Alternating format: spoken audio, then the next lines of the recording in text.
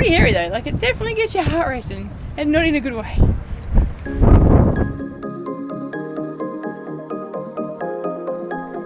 In this episode, we explore the popular town of Bodrum. We head ashore to check out the market and the local sights, before being rudely interrupted by one of our scariest moments ever, dragging anchor in the middle of a packed anchor field.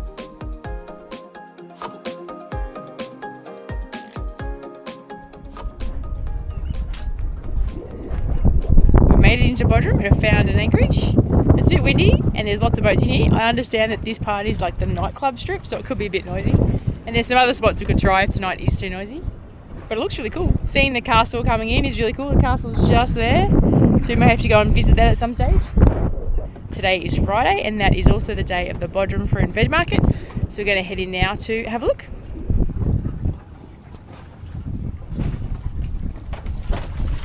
So it looks like dinghy parking is a bit of a challenge here. We got some advice that you could put your dinghy outside Starbucks and walk through. So far so good, but doesn't seem to be a nice, safe and public place to leave your dinghy. That's a bit ridiculous.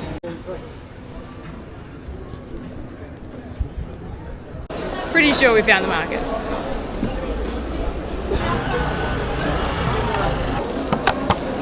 Something new.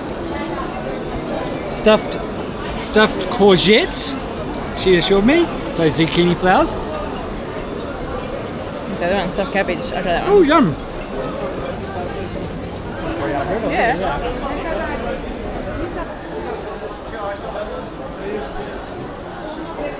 Over 2 months in Turkey, we're finally trying a lamaka. It's like a Turkish pizza, so a really thin flatbread with a small amount of mince. It's always mince sprinkled over it, and then you get your sides. Really nice flavour.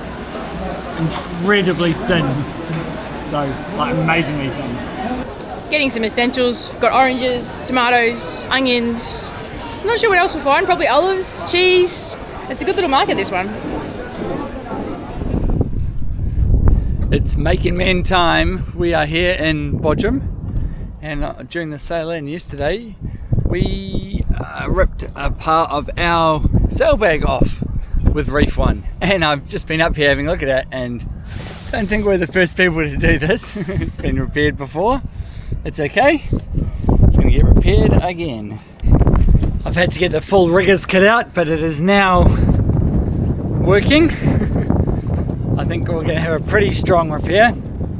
Success! I ended up having to undo the entire clew, which we replaced ourselves quite a while ago, and replace the lines for it too. Just got to wait until the wind drops so I can come up, trim them off and melt them. But other than that, job complete.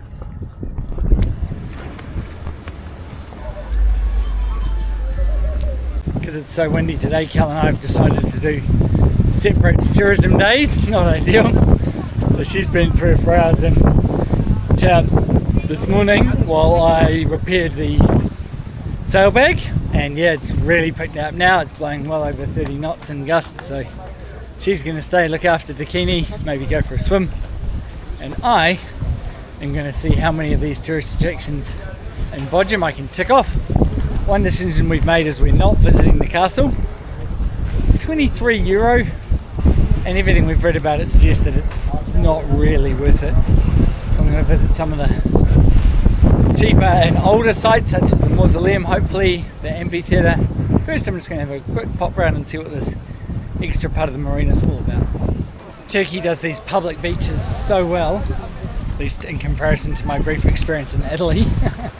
So all those umbrellas will be quite cheap to rent. You don't need to if you don't want to. Roped it off really well, disability access.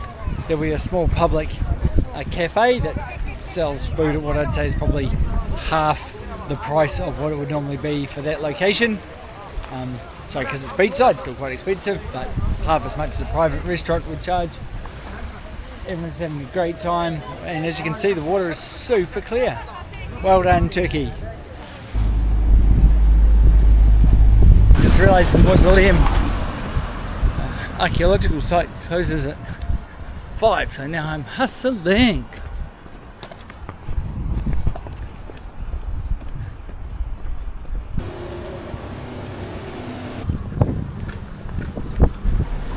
This is the entrance to the site of the Mausoleum of Halicarnassus, one of the 7 wonders of the ancient world, of which I think only the pyramids of Giza are still standing, and this one at least they knew where it was, and there are some ruins and things. Thank you. Thank you.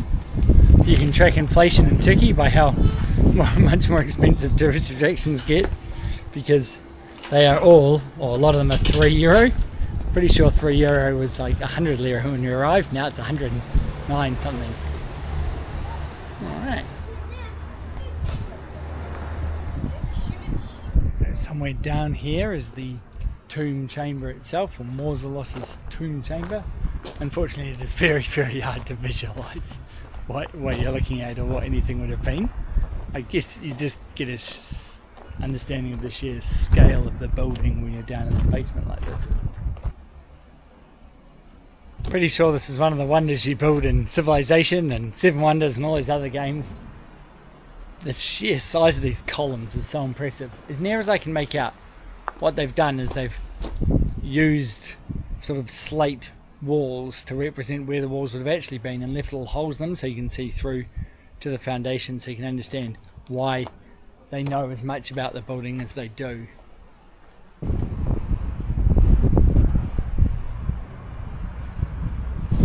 Oh, I just got a message from Kel saying that our anchor is dragging in these strong winds. It sounds like she's reset it, but she'd like me to come home and give her a hand getting it in properly, which I will of course do if I can figure out how to get out. Here we go. I will head home now.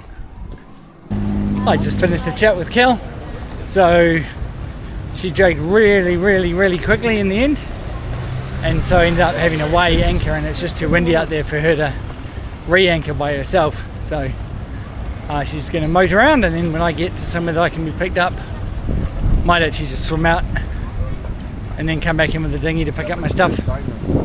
There's loads of places, but what a hassle. She sounds like she's handling it really well, as you'd expect. How annoying. Hope she left the dinghy in the water.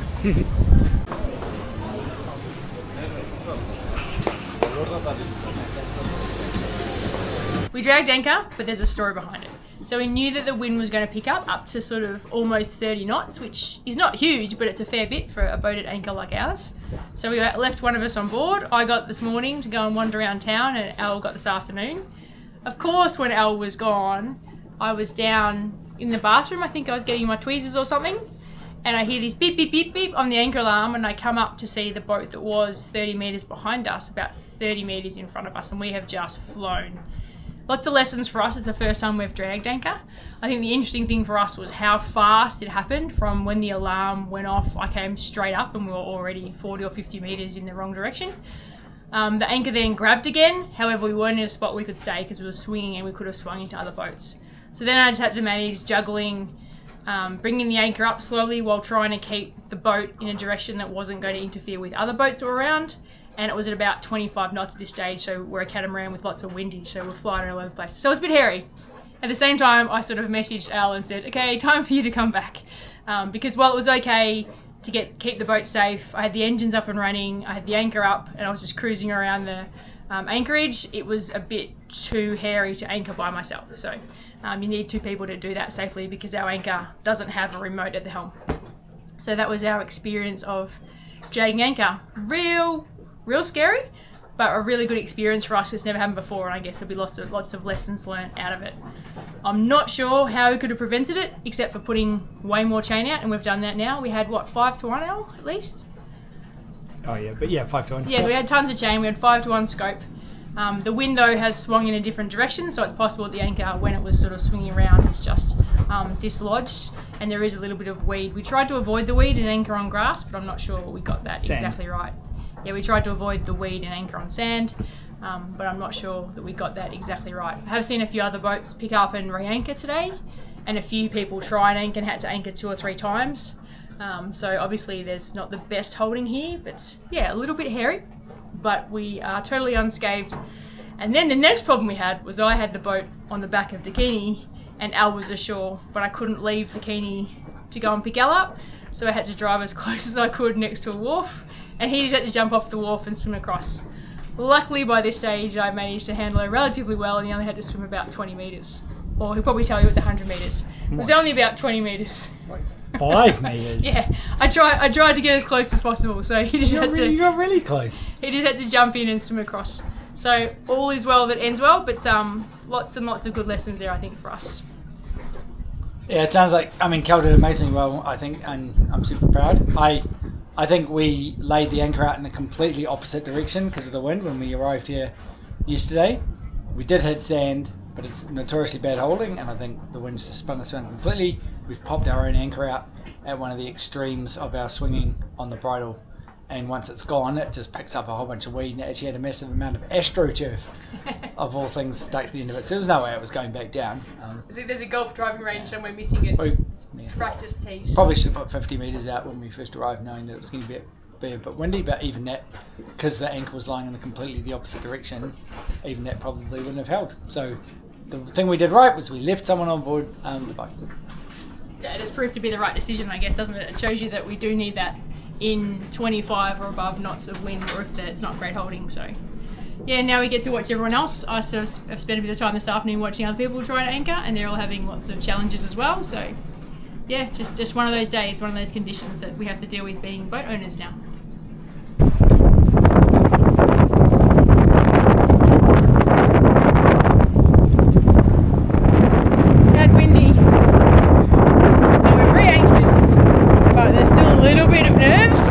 Is about to come back down to normal. I'm just really glad we made the decision to make sure one of us was on the boat because of the forecast. It was the right decision, and therefore we averted disaster. And also, luckily, we are fully insured. It's not too bad. It's back down to a bit over 20 now, but it was up towards 30, which I know isn't as windy as it has been, and we've seen windier days. But in this anchorage, with the type of holding that there is, you certainly don't want much more than that.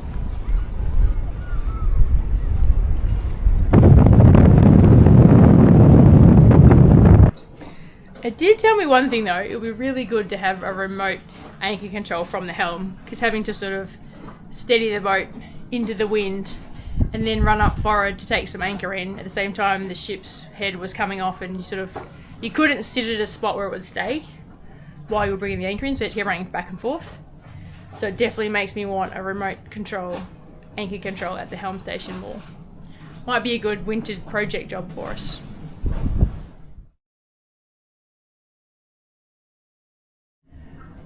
It happened again. So we reset the anchor after dragging this afternoon, and obviously we mustn't have got a good holding because we put tons of chain out. So 6 to 1, we backed down it properly to make sure it was bedded in.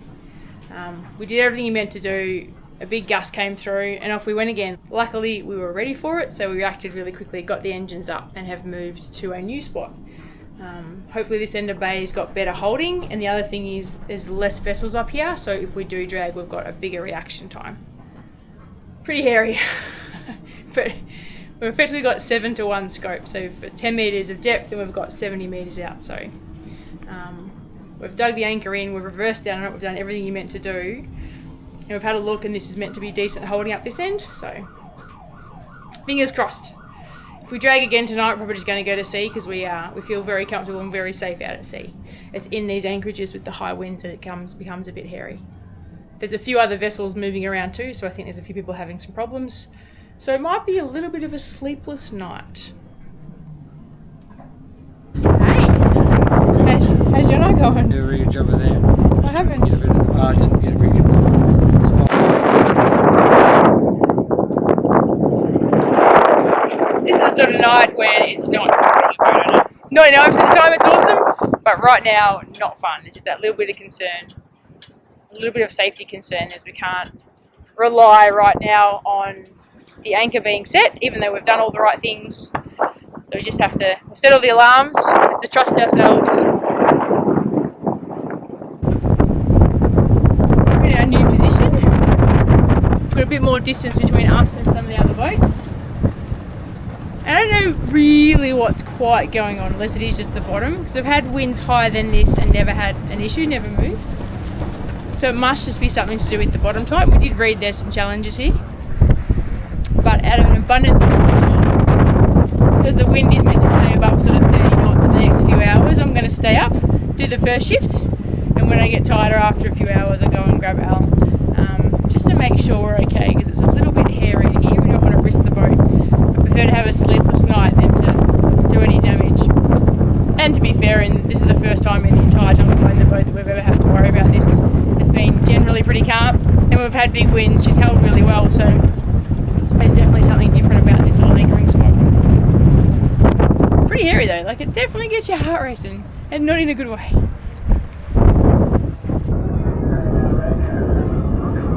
It's about 1 AM and the wind has calmed down considerably. It's halved right down to about 15 knots now, so it is much nicer. We are not swinging around as much, and the couple of boats I was really quite worried about have moved, so that helps as well. Now all I can do is hear the party ashore.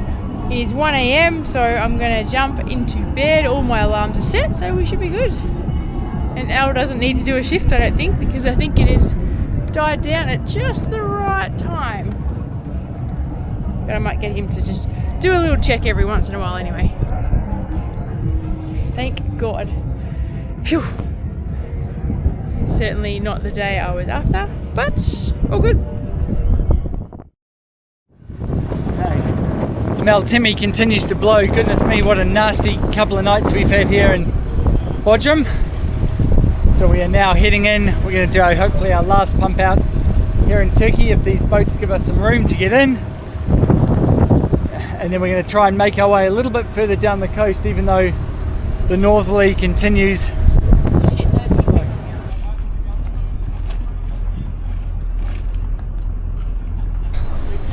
Alright, we are holding people up now. It's not our fault though, Kel's just gone to the office to pay. And then we should be good to go. Pump out, kind of, tell you about that later. And fuel. Silly system. I'm sure Kel is being as quick as she can. It's under pressure. All done. Hopefully that is the last fueling and pump out we have to do in Turkey. We're due to be out of here in about 10 days, so 10, 11, 12, 13 days we're going to leave. We've nailed, with respect to pump outs, our timing has been magnificent. With respect to other things, not so much. I drove, and apparently they did okay. Oh, it's amazing. Yeah, just straight in. They weren't ready for us, I don't think. I think we were too fast. But... They also asked Al if he taught me how to drive the boat. I don't think Turkish men are used to women driving boats. Yeah, as usual, they tried to put us under a lot of pressure to depart on their timeline, even though the payment office is 500 metres away through 3 locked gates to get to. They're like, your wife should be faster, and I was like... I wasn't even back on the boat, and I was walking as fast as I could, so... Yeah, no, they're a bit unreasonable about that, I think. Because you pay for fuel right there at the fueling station, but to pay for your pump out, you've got to go all the way to the marina office. So, I don't know. If they want me to be faster, they need to put the payment closer. Yeah, that goes for all of them, to be honest. I love it when we hold up super yachts though, that always makes me laugh. They were really friendly about it though. I reckon they were impressed with your turn. Kel did this like ripper, really close quarters, spin the catamaran around and race out, which I do not think they were expecting. I was just showing off. Having a catamaran makes us way more manoeuvrable than all of them. They were using stern thrusters and bow thrusters to try and give us distance, and it's like, we don't need any more distance. That's good. All the archaeologists. Were you scared when you got the message from me to say come home? I'm dragging. I wasn't scared at all. You know what you're doing, and I'm impressed you got the anchor by yourself so quickly, because that would have been the hardest part. But